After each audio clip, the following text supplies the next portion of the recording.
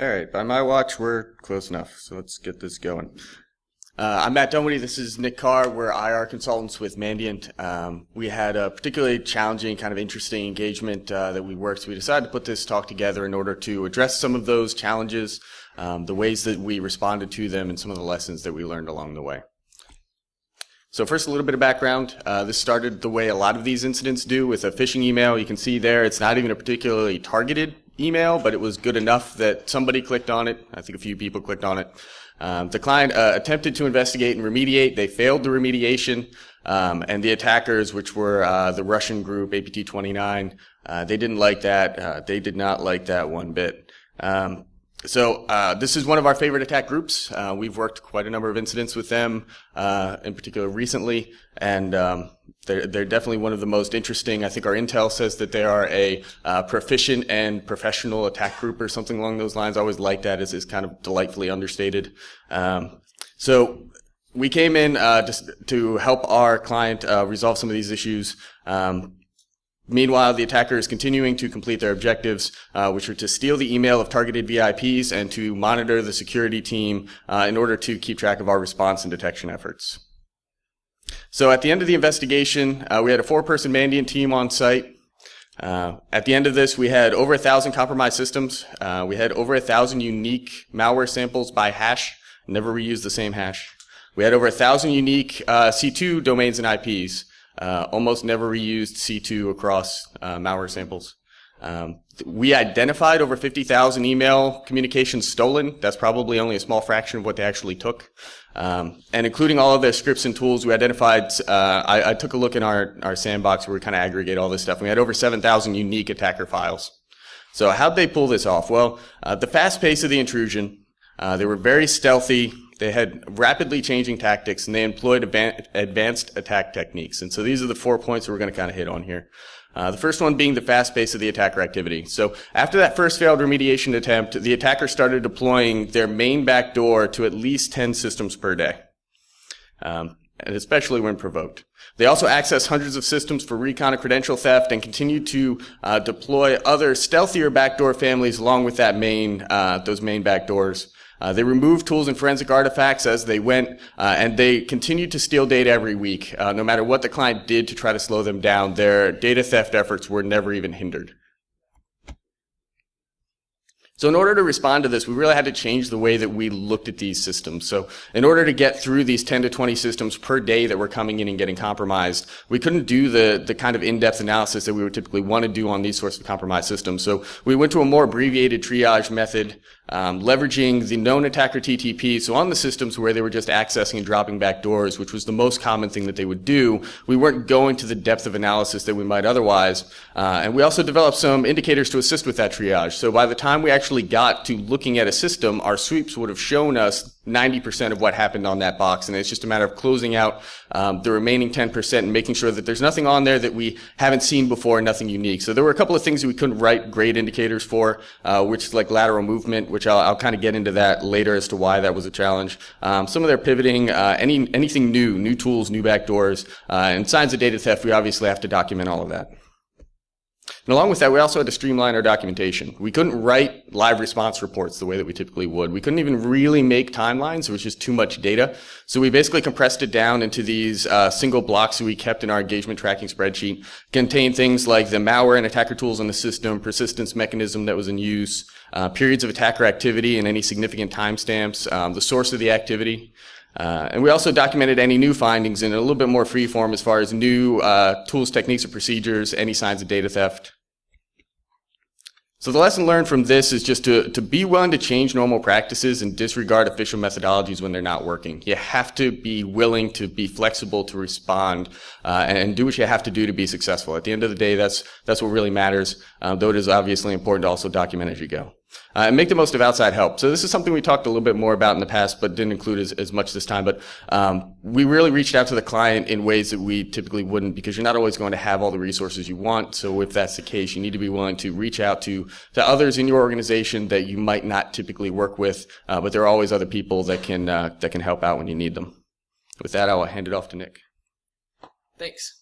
All right, so the second challenge was just how stealthy the attacker was. So they did a number of things to kind of counter our forensic effort on the endpoint and on the network. So on the endpoint, they would use secure deletion, this pack up and move technique. So every 3 to 4 days, whether or not we had found them or not, they would delete all their files and move on to new systems. So it constantly catching up with them, even if you hadn't done anything on those systems. And they followed this, we called it a 90% doctrine.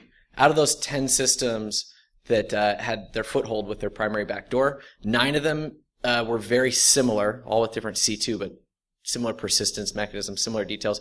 Then they introduced one that was a little bit different. Really great idea for any of the red teamers out there to follow something similar. That way, if 9 systems are actioned, there's it's obvious that they didn't find that 10th way. It's a new way to introduce features as well. On the network side, and I'm heavier on the network analysis side, they use compromised legitimate infrastructure for everything. So to recap that, 1,000 plus domains and IPs, all of which was compromised third-party infrastructure that they used for the attack. So every new system that's infected had its own C2. And they use social media as well. So they altered their communication scheme throughout, and they embraced SSL. So a bunch of things to make it very stealthy. The odds were also stacked against us for a couple of reasons. We were unable to use some of our technology, so some of our signatures and stuff we had going in, and the existing devices were inconsistently deployed and had some spotty coverage. And the last thing here is the rolling remediation. That's nice phrasing for like whack-a-mole. We don't typically recommend that approach, especially at this scale, but it showed our hands to the attacker. The attacker knew exactly what was working and what wasn't. So that was one of the things that had to be changed. Here's a bonus slide, a little bit more on the OPSEC, just because it's so cool. They use their mass activity to obscure maybe the real target. This has been more evident in some of the recent campaigns, where they'll use a brand new method to phish a bunch of select people across a bunch of organizations, but it's almost prioritized. So you might not be high on the priority list even if you got the phish. They'll get to you if they get to you. This is interesting because actually Matt and I, our opinion is they almost want the first system to be caught. Super creative way of phishing, and I think people share that and share the intel, and every organization feels like they've dealt with them. And a lot of organizations we've responded to, they've received this, they've gotten threat intel and have pulled a system offline and feel like, hey, we understood it. What APT29 was actually doing was, as soon as they got on, they switch out their backdoor. They get deep persistence with a couple of the methods Matt's going to talk about. And again, they almost want that first system with all the investigative leads, everything. They want it to look like it was only one system. Okay. They also conducted their data theft exclusively using legitimate US-based services. This complicates it for law enforcement and other things to follow up on it. But they use Gmail, Google Drive. They loved using the APIs and would actually download DLLs to communicate directly out to Google's API. They also used OneDrive. Here's a little screenshot. That link actually doesn't work anymore for how to do it with Microsoft. You can't really see it. For Windows 7, you can do it in Windows 10, but it's mounting OneDrive as a network share. So the attacker loved doing this and just moving data out that way. So the last little bonus piece here is just how much they monitored us. The very first system I did analysis on was the attacker taking my information for coming over on site. So they were definitely targeting our team. It was very interesting. They targeted throughout the compromise. They wanted to know if we were on to them, how it was we were finding them, and how much time they had left until we attempted to remove them again. And it was kind of a game of OPSEC on both sides, right? When it came to that last part, them wanting to know when the client would try to remediate, we tried to do things like put calendar invites for a party someone was doing, or someone's taking vacation this weekend, and thinking a lot of that out because they're monitoring all the communications and not feeling great even about some of our out-of-band stuff. It didn't work, but we tried.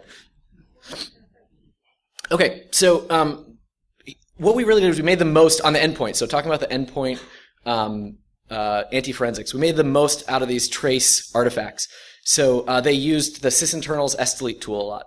Okay, so the file content, the file names, those are gone. Well, not so fast. You can find evidence of the use of sdelete, so some of this kind of metadata around it. So you're going to get the rolled alphabeticals, overwriting the file name and stuff like that. But so that's something you can search for.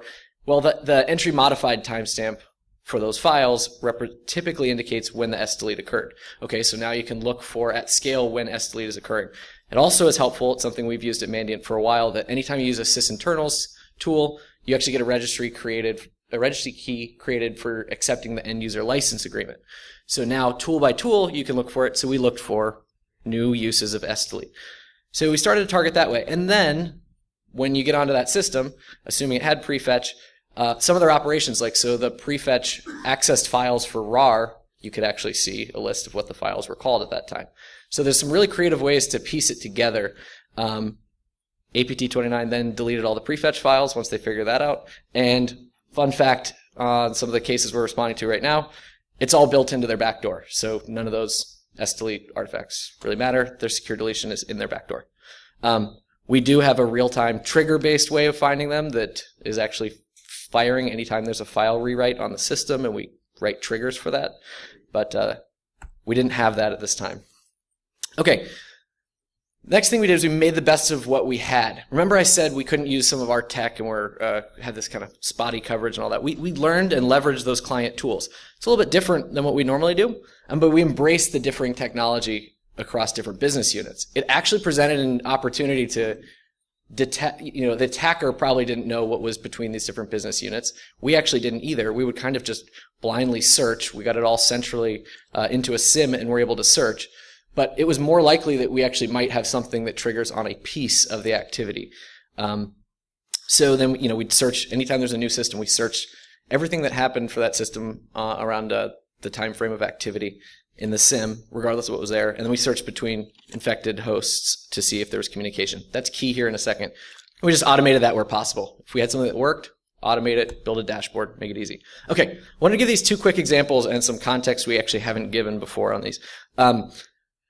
It's kind of two examples. The first one was from an appliance that I think like an IBM ISS appliance that was certainly not next gen, but it did a really nice job. It wasn't tuned. It was very noisy, but we were able to filter out and find really cool things in there. So while we couldn't pull traffic, we couldn't pull PCAP from there, you can reconstruct like the first packet. So that's not great, but the alerts on it were awesome. So it actually had an alert for the SMB transfer of UPX packed executables. All right, anyone who looks at some of this traffic, that's going to be super noisy.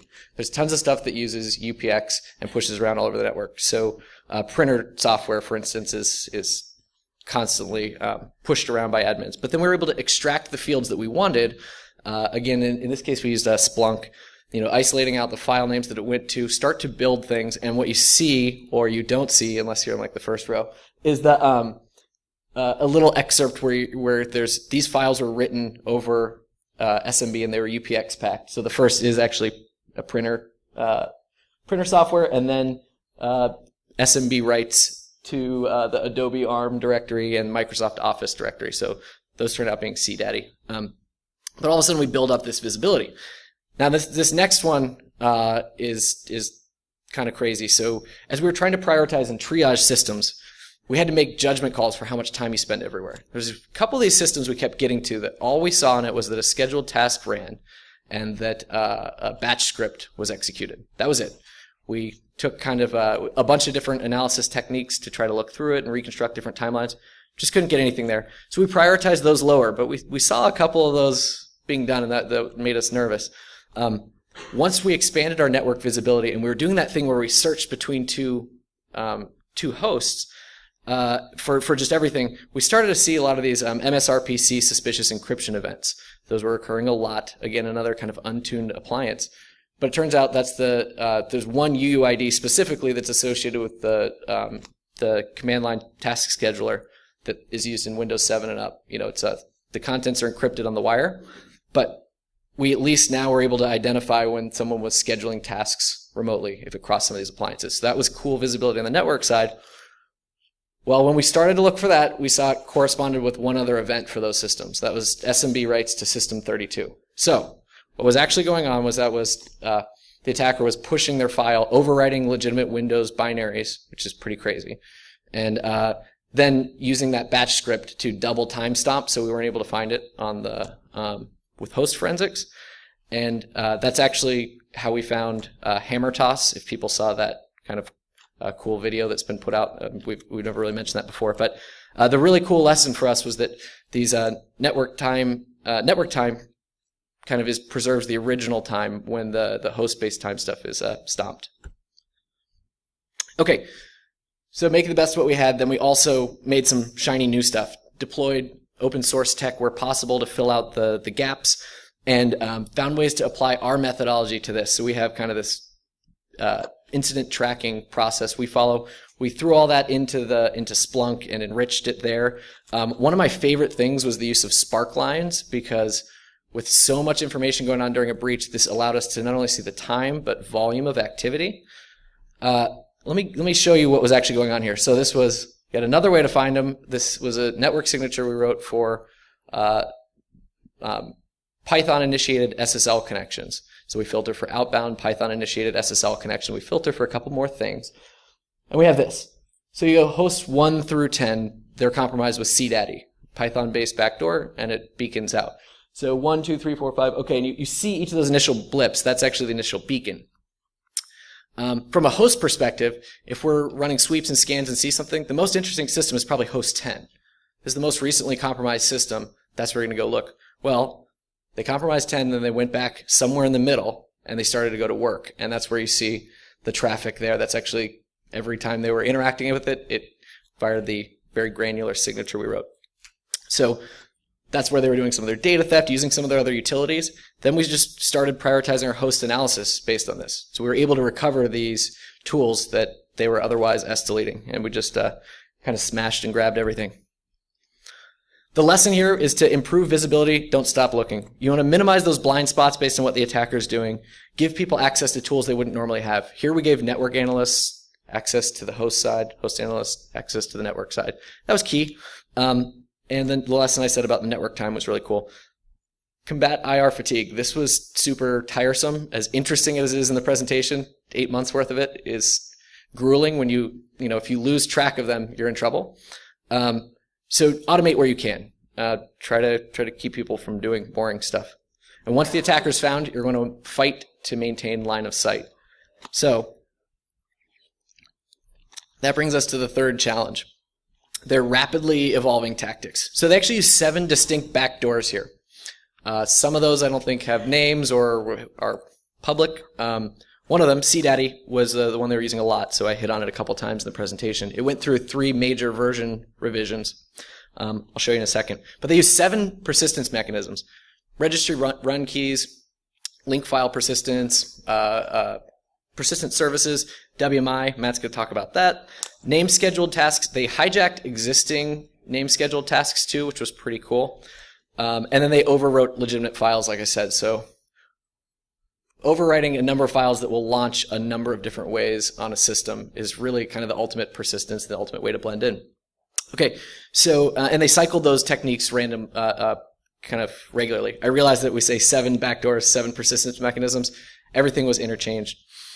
Also, they didn't really reuse a lot of this metadata that people commonly track and share as threat intel. I see a lot of APT29 threat intel, and there's some good stuff there that's tactic based. But in this case, at least, they don't really reuse file names, as we said before, really anything else about it. Everything was different, and the C2 was unique to each. Okay. They also didn't need to reuse compromised accounts. One of the things we do is we track compromised account usage for reasons Matt will describe. That didn't matter at all. So that's what we were facing. So what we did in response was to maintain eye contact with the attacker. So I said there was 3 versions of CDaddy. Again, I really apologize for those in the back. I don't know how else to present it. All credit to APT29 here. This is only looking at the cookie field, not even looking at the data that's shared back and forth. But just want to show you how much it would change to evade being found. At first, version 1, this is PHP sesh ID, and it's just a cookie value. At the center was JSON-based C2. Then it used AES encryption, then zlib and base64. Okay. The frustrating, we could see it, we knew it when we saw it, we wrote signatures for it, and we were able to decode it. To decode it, you had to actually recover the private key, the AES key of each system, but you could retroactively go back and understand what was happening. Sweet. Okay, that changed. Version 2, they did a couple things. They dynamically generated the cookie name, no big deal. Custom base64 library, no big deal. Here's the crazy one. They injected the use of an RC4 cipher as well. We never saw them share the key. So what we had to do was brute force it, and we believe, our opinion is that on their side, that's just how they built the backdoor to do it. They had the computing power to brute force on their end as well. So yeah, so it wasn't a super long key, and there's little tricks, like because it's JSON at the bottom, and it's a block cipher, you only need to decode to get the brackets for the JSON. Like there's shortcuts. And we tried to do some of that, which was pretty cool.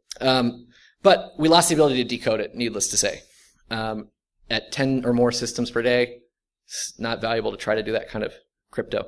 For version 3, we lost the ability to SIG it. This still frustrates me to this day, trying to write the signatures for it. So all they did was add a random split in it. But by randomly splitting up this stuff, just based on all its other features, it introduced so much other noise. So putting rand functions in your C2 is frustrating when you're doing all these other things. Okay, but we knew it when we saw it. Well, that went away. The last piece is they wrapped it in SSL, so we couldn't see it at first. Okay, sorry, this is very iterative, but with Bro that we used when we deployed open source software, you get a lot of this cool metadata. So the point is, don't give up on this. Yes, it's in SSL, but the SSL has a lot of metadata here. So the X509 certs have stuff like, the cipher that's used, and if the attacker would slip up and leave some default configuration settings, you could start to see that. So, the first and the third one were the attacker, and the others weren't. You just had to get over the system. As long as we get on the endpoint side, we'll be okay. So I do want to also add that then they started kind of veiling and unveiling things with SSL. So if you want to make a change to the backdoor, start using a lot of SSL, make modifications, then stop using SSL. So pretty creative. We kind of hit on this, but we prioritized the unknown. We spent time analyzing those systems where we knew the attacker accessed it, but we didn't know what they did. Once we finished the one on the batch script that was hammer toss, there was a couple like that, really sneaky, stealthy things that were being done. So to limit what we were looking at, how do you do that? That's where that data comes back into play, where it's not useful as an indicator, but it's useful to help prioritize systems. So any kind of common forensic artifact we could tie together, although it wasn't reusable, we had file size for every malware, all the traits we'd break out and had in a spreadsheet just to keep track of it, right? But then we were able to get a couple wins. There's a pseudo-random file that's dropped that's associated with the C2, so if you recover that on another system, you already know the C2, you don't have to do reverse engineering on the sample. There's tricks. One of the crazier ones was because they were compromising legitimate websites, two systems had were blood donor websites, 2 different blood donor websites that were compromised and used as C2. So I think we loosened it up. We said, okay, let's look at all network traffic to anything with blood in the domain. It's ridiculous. Found 2 new systems that way that were both using different blood donor-based websites. So gives you an idea of how much we're kind of just fighting to keep up. Okay. The very last thing I want to talk about is, I think, continuing to improve our indicators. So we created indicators for every stage of the life cycle. At the end, we had indicators for all 7 persistence mechanisms. These methodology-based indicators are kind of core to what we do, behavioral type indicators. So we'd find the systems without known malware. Our Flare team's awesome, the reverse engineers. So they do a deep dive on all the major revisions. We basically just triage and keep looking. We maintained a list of high confidence indicators to focus on where we need to be. So like we've had 7 ways of finding CDaddy, and we kept that on a list, not on a computer. That's important because after one weekend, we came back and we only had 1 way of finding them. So they had changed enough things to evade 6 of the, like literally the different indicators structured that we had searched for them for. At the end of the day, what was working was these flexible and resilient indicators, providing high fidelity matching, even that was resilient to anything they'd be able to change under the hood. As long as it's still a Python-based backdoor that you're wrapping with stuff, unless you want to make a new backdoor, right? There's going to be things that stand out. Size ranges, section names, compile times, stuff like that. Things that you can change, but that are a little bit harder to do. So, okay, there, see? That's CDaddy. Everyone knows that, right? That's a picture of it. This is a representation of how layered their malware was, and then what we did at each step. So down at the bottom, we have obfuscated Python wrapped with, either PyInstaller or Py.exe to compile it on Windows. Then a little bit hard to see, sorry, just UPX packed and pushed over SMB. Hit on some of that before, but okay, going down to the middle, we automated we wrote some decoders for these configs so that we were just to speed things up, and then you look to repurpose that. Okay, now we can look for what these configs look like with these search terms in process memory enterprise-wide. That was cool. We focused a lot on these indicators for the packaging and delivery of the malware. So it turns out when you run it with PyInstaller to Py.exe with default settings, you're going to get 1 of 2 compile times. Okay, great. If you UPX pack it with default settings, you're going to get section names of UPX0, UPX1. Okay, these are things that we build up and that we worked on the file system side. The key was changing those and adapting them to look anywhere else because they were cleaning up so much. So looking in process handles, prefetch, event logs, anything like that. The real lesson here for the rapidly evolving tactics is just to rapidly evolve, yourself. Find it, refine it, refine it. The toughest thing I think for us was the first one here, to enhance your best indicators even when they're working. So the tendency is to say, yes, that was awesome. Like as soon as you have something awesome, that's where you need to go back and think, well, what else could we have in case something changed, and keep working. And track what they can change before you lose it. Don't let that technical data fall between the cracks. There is some other utility for using it, certainly when it comes time to writing that lovely report about what happened. So back to Matt to talk about the real cool stuff. So the last thing we're going to talk about is some of the advanced attack techniques that they were using. This is stuff that we were aware of, had done research on, but at the time, this stuff wasn't as common or as fashionable as it is now.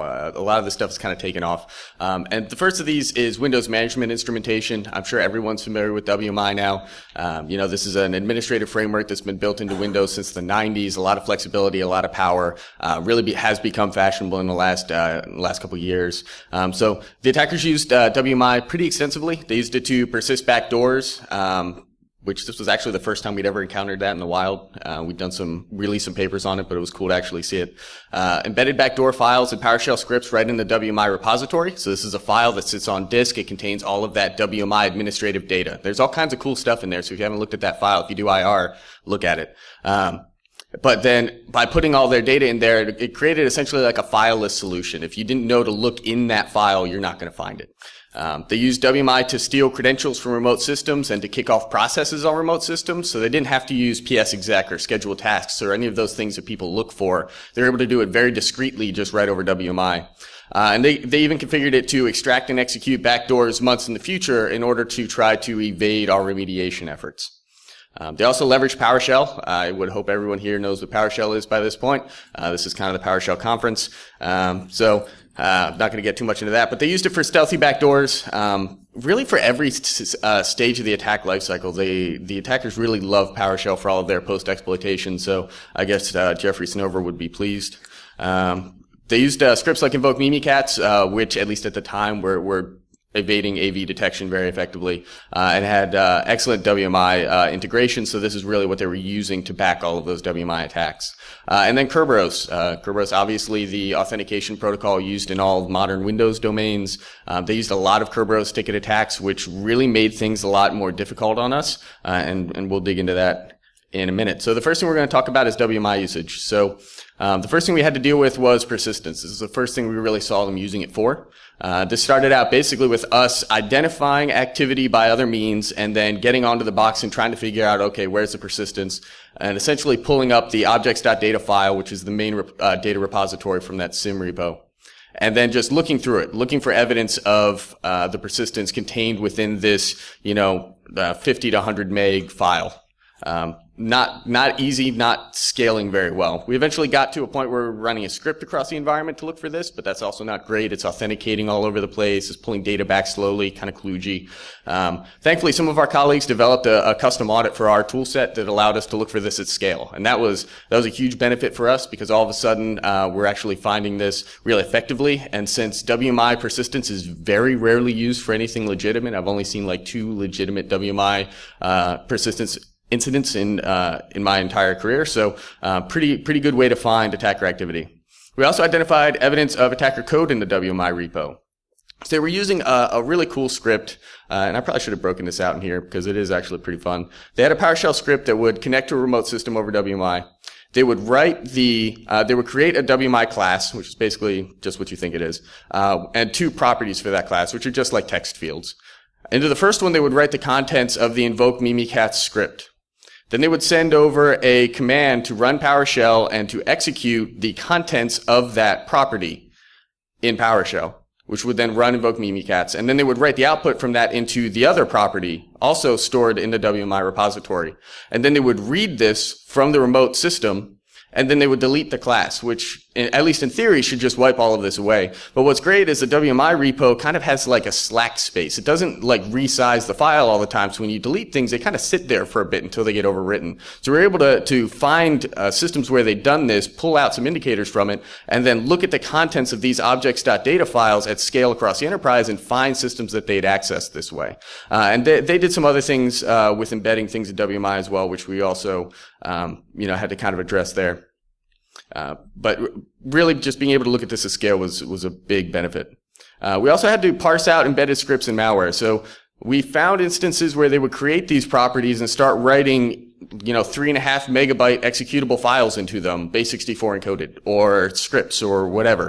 And we had to find ways to pull this out. And this is kind of non-trivial. This is a very large file, and over a certain size, it will automatically chop this file up into pieces and write it at different offsets throughout the file.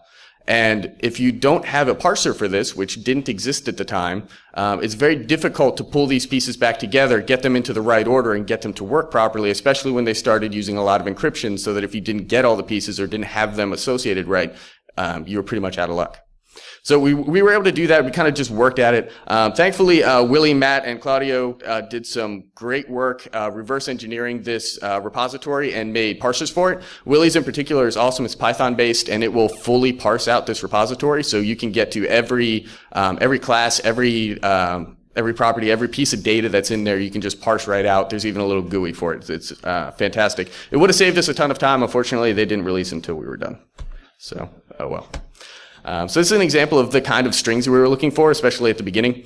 You can see at the top there's an event filter. Essentially, this determines when is something going to happen. And this is a pretty classic, like at startup kind of consumer, filter.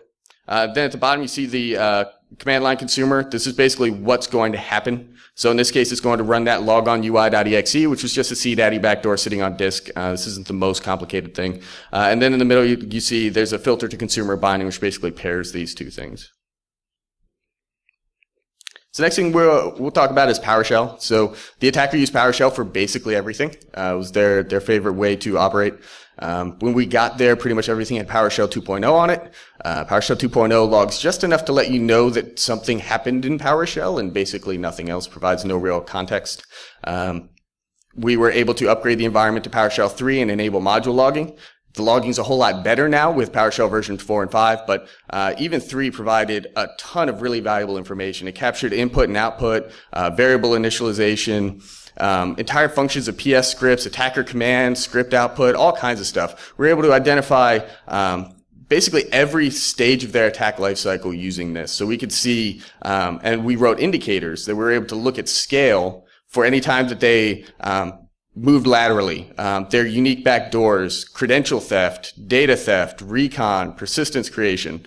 I mean, they were doing things like, for most of their data theft, they would use a PowerShell script paired with a legitimate Exchange DLL to pull data from their Exchange server from just any arbitrary host. So they would run this, specify an account, specify do they want, the inbox sent items, deleted items, and then just pull all of that stuff down to the system. But this resulted in them writing out all of these individual files for every email. And so we would see the names of all of these emails, even after they were deleted. They were just recorded right there in the log. So we threw together a quick parser, and then we now have a list of stolen emails that we can hand to the client and be like, here you go, this is what they took. So I mean, that level of visibility into their activity was just fantastic. And also being able to look for this at scale really turned their usage of PowerShell from a threat to a benefit. They went from having an extremely powerful tool set that, gives them really nice arbitrary code execution without having an executable on the system to basically we have a transcript of everything they're doing. We do have a blog post up that kind of defines some of that logging and some of that details as well. So I would encourage you to take a look at that. And if you don't have PowerShell logging, I would definitely encourage you to consider getting that enabled. So this is an example of what a module log entry looks like. So you can see there's the command path, which will show actually which script ran, which here it's C Windows temp diag3.ps1. And then down below you see the actual output that this was trying to write out to the console, which would have been the actual output from Mimikatz. If you're familiar with it at all, you'll recognize it. And this particular instance, they're using a Kerberos pass the ticket attack with file 1.krb. So this is them authenticating to a remote system using a Kerberos ticket attack.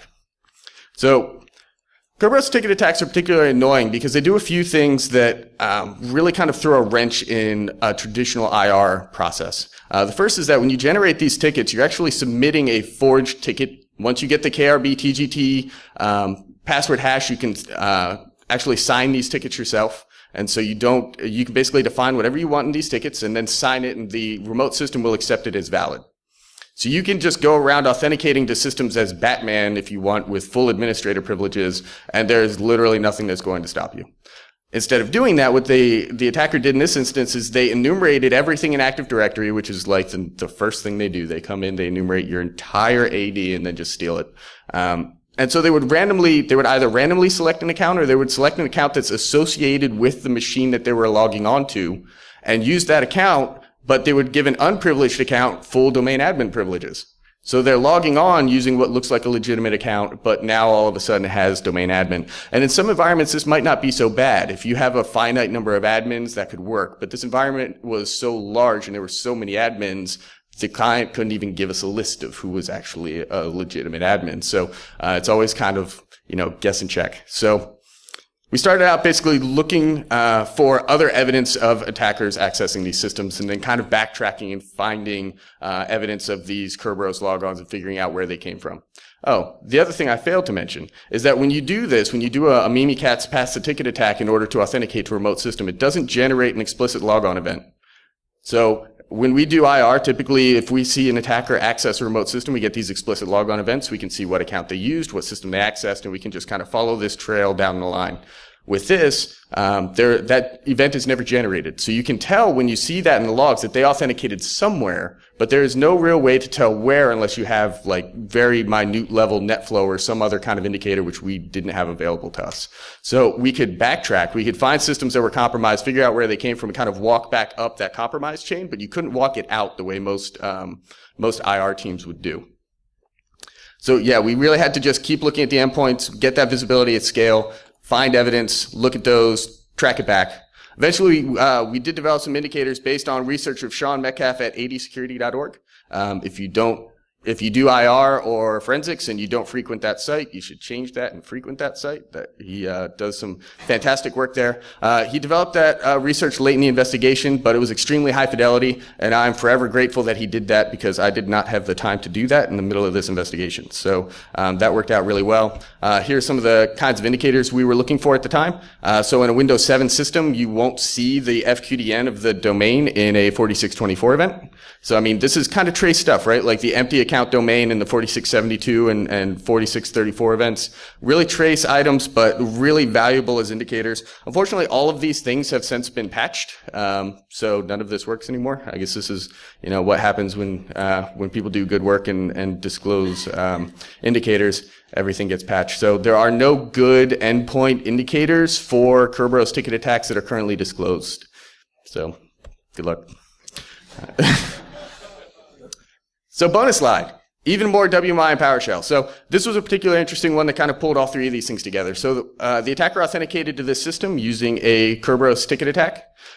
They went in and used a PowerShell system on the source system that they logged on from, ran this script, and it created this WMI persistence.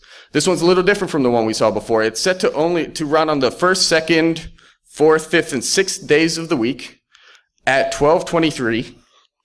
And this thing will run this encoded command block.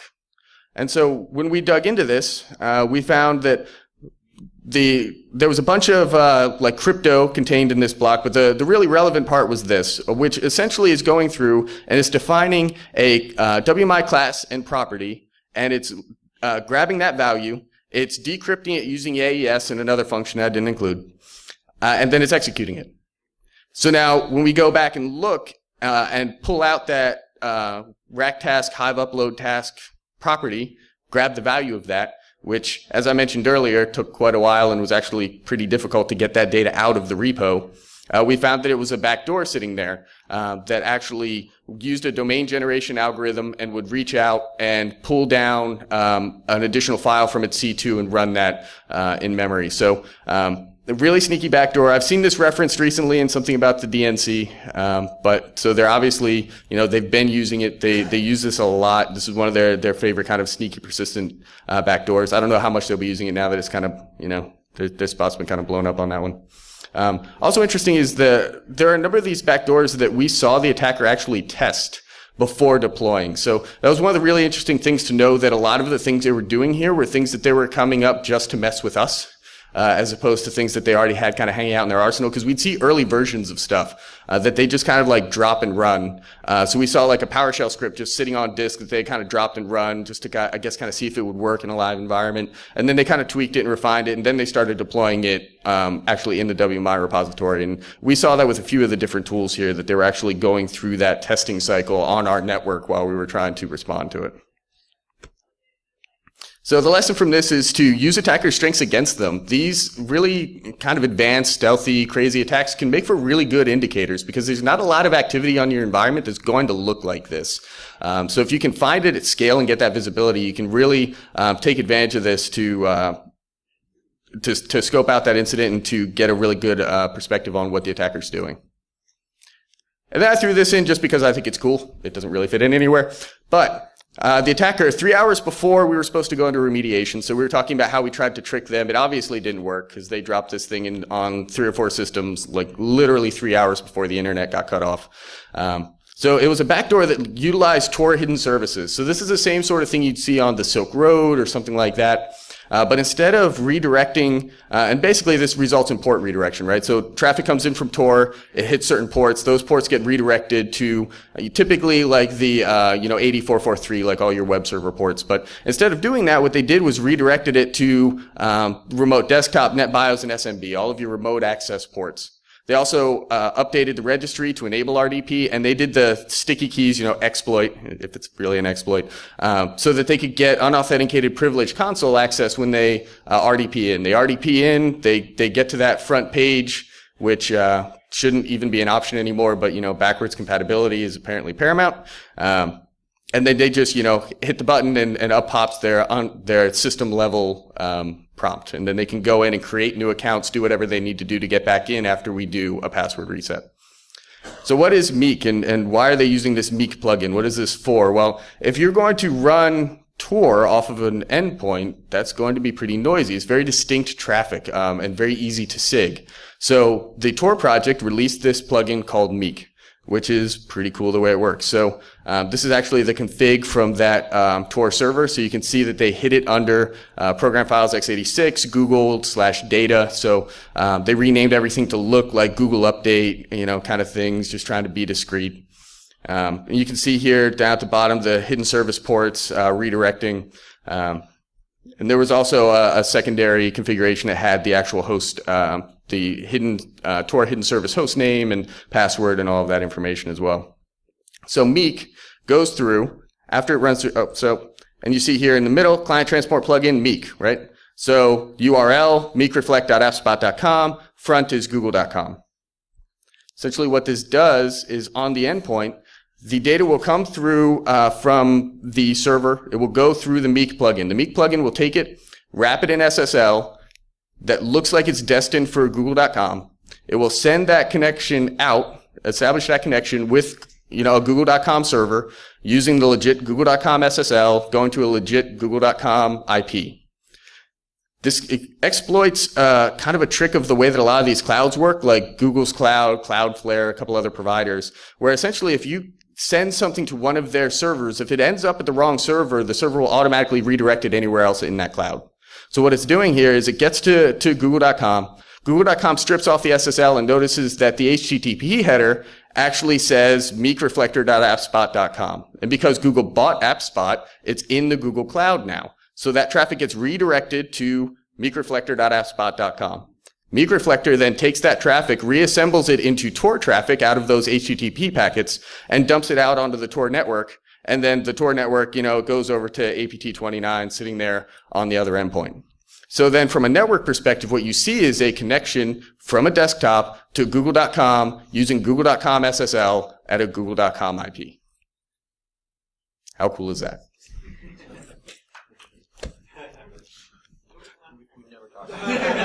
Yeah, and also, Nick brings up a good point. We've never actually discussed this anywhere, so you are the first people ever to see this outside of our company. So, cool. So, if you learn nothing else today, you really have to meet or exceed your attacker's pace, their visibility, their development cycle, their advanced techniques, and ultimately you have to meet or exceed their intensity. You have to be willing to commit and really put the work in to overcome them, with an attacker like this that has the resources that they have, that can take a lot of effort. And with that, we will take any questions. We have a couple minutes.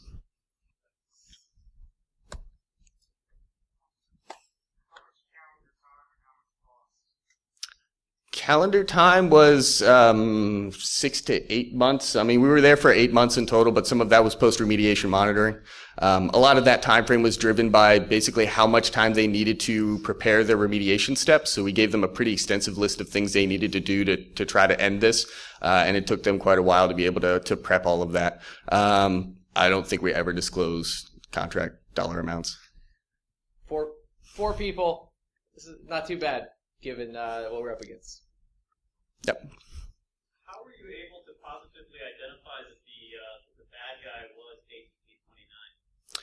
So, I mean, we have an entire Intel group which is made up of all kinds of people who have done fun things in interesting places. So they're the ones that actually do the official attribution. So basically, we had seen a lot of their tools, their TTPs before.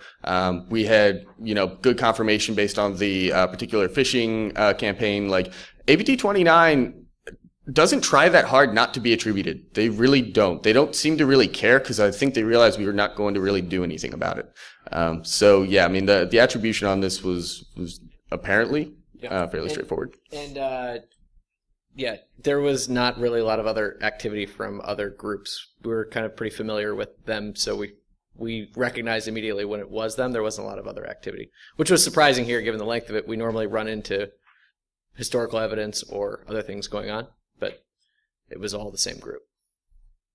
Plus, when you see what data they're targeting, when you have that visibility, that makes it a lot more high confidence.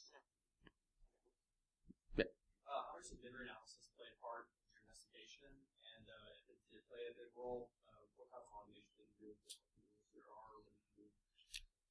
Yeah, we tried to, I think I talked about on some of ours, we're trying to apply anything on the file system to anywhere else we could to capture it while it was running. So actually some of the times before they were doing, one of the things they would do is they would actually just delete their backdoor from disk, figuring like they don't care to persist. So that screws up a lot of the ways we were finding it. So then you need to find it in memory. So we just applied our regular techniques. We did collect memory dumps and did some volatility stuff. I'm not good enough at it, and it didn't scale. But it's definitely another option to pursue these guys that way. Down the middle of it. You said the C2s were all unique call-outs, everything they're doing that way. Did they ever find any pattern between it, like the same register or anything? Or did it end up like it was a bot network, they own these 20,000 bots and they would just send it randomly? Or what, did they ever find anything? So they were legit web servers, and as I understand it, they were going around hitting the same exploit essentially on all of them. So they were just scanning the internet, finding a vulnerable site, hitting it, owning it, and then using it as C2, and then they just burn it. They'd never use it again. So then your only indicators would be look for WordPress version, whatever, and maybe if you had seamless, they... Yep. And then it was SSL yeah. to the compromised websites too, so you couldn't even really look for what was going on in the traffic. Yeah. Yeah, there's not like a magic solution to that one, unfortunately. I was wondering, retro, if you guys found anything Not really, unfortunately. We've responded on the infrastructure side a couple times, and this is not a lot. They adapt as much on that side when they set it up as well. Yeah. You talked about how like the rolling remediation didn't work. Can you talk a little bit more about why that didn't work? What were they doing to stay? You want to say the successful part? Why Sure. Part of why we were successful. Yeah. Essentially, it didn't work because there were just too many systems and too many different ways for them to persist. So they were constantly coming out with new backdoors, and they were basically tricking the client organization with that. So they would miss backdoors, they would miss different crazy persistence mechanisms, and they just wouldn't be able to do it. Not to mention, it's hard to catch up when there's so many compromised systems all the time, and you have to know your full scope and if you're really going to be able to remediate. One of the things we did that was successful was we got them to stop pulling systems offline that had the sneakier backdoors. So they kept pulling the main backdoor, but at least with the stealthier stuff, they stopped. And we think that contributed to success because it made the attacker at least kind of complacent that they had 3 or 4 different sneaky backdoors in place that we couldn't have found all of them. And then you shake them all. Yeah, so we cut the internet, pull everything off at once, do our remediation steps, password changes, and then pull it back up and monitor. 3 days. And it's a very, very large environment. And the client had a lot of remediation steps in order to try to respond to this. So that's why it took that long. We try to keep it as short as possible. And we're out of time, but we'll be around.